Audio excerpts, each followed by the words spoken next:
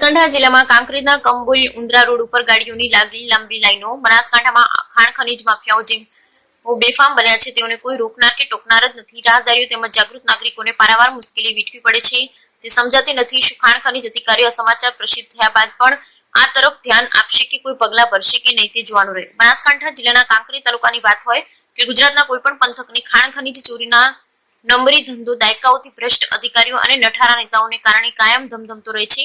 બનાસકાંઠાના ખેડૂતોના જીવાદોરી સમાન બનાસ નદીના ખનન માફિયાઓ અડ્ડો બની ગયો હોય તેઓ આ ગાડીઓની લાંબી કતારોથી જોવા મળી કે રોજ કેટલી ગાડીઓ નીકળતી હશે તે જાણવું રહ્યું। બનાસકાંઠા જિલ્લા તથા કાંકરેજમાં ખુલ્લેઆમ ગાડીઓ સાદી રીતે ભરાઈ રહી એવું પણ લોકમુખે ચર્ચા ચાલી રહી છે કે ખરાબો પણ ખોદી નાખવામાં આવ્યો છે। ખાણ ખનીજ અધિકારીઓ ઊંઘતા હોય તેવું જણાય છે। રોયલ્ટીની પણ ચોરી કરી સરકારી તિજોરીને પણ ચૂનું લગાવી રહ્યા છે। માર્ગ મકાન વિભાગ સમાતા વગરના ગ્રામ્ય વિસ્તારના રોડો ઓવરલોડ વાહનોના કારણે તૂટી રહ્યા છે અને રોયલ્ટી ઇન્સ્પેક્ટર તથા ખાણ ખનીજ અધિકારી તમાચો જોઈ રહ્યા છે। માં એવું પણ જાણવા મળ્યું કે કોઈની ખાતાની જમીનમાંથી પણ રેત ભરાઈ ગઈ છે તેવી પણ ચર્ચા ચાલી રહી છે। કોઈ સાહેબનું અને સ્થાનિક આગેવાનનું નામ પડે તો ગાડી પણ ના રોકાવે તેવું લોકમુખે ચર્ચા ચાલી રહી છે।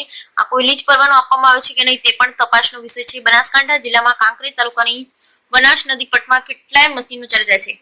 કોઈ પણ રોકટોક વગર રેત ખનન કરતા અધિકૃત અને બિન અધિકૃત ખુલ્લેઆમ ગાડીઓ ભરાઈ રહી છે, તો પણ ખાણ ખનીજ અધિકારીના પેટનું પાણી પણ હલતું નથી અને રાત્રે ખુલ્લેઆમ બનાસ નદીમાં રેત ભરી રોયલ્ટી વગર ડમ્પરો ચાલી રહ્યા છે। બનાસકાંઠા ખાણ ખનીજ અધિકારી અને પાટણ ખાણ ખનીજ અધિકારી આંખ આડા કાન કરી રહ્યા હોય તેવું લાગી રહ્યું છે। ખુલ્લેઆમ મશીન દ્વારા બનાસ નદીના ગાડીઓ ભરાઈ રહી છે, તો પણ અધિકારીઓએ નજરમાં નથી આવતું તે રેતી ચોરીને કેમ કોઈ અટકાવી શકતું નથી। Bureau report Ramjibhai Raigor, Banaskantha.